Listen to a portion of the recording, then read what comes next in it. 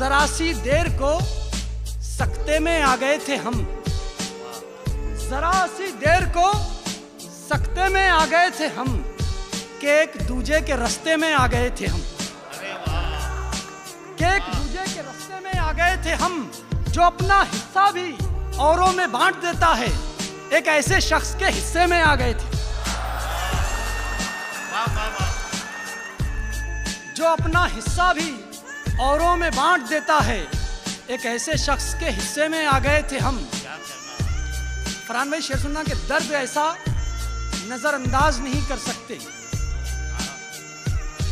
दर्द ऐसा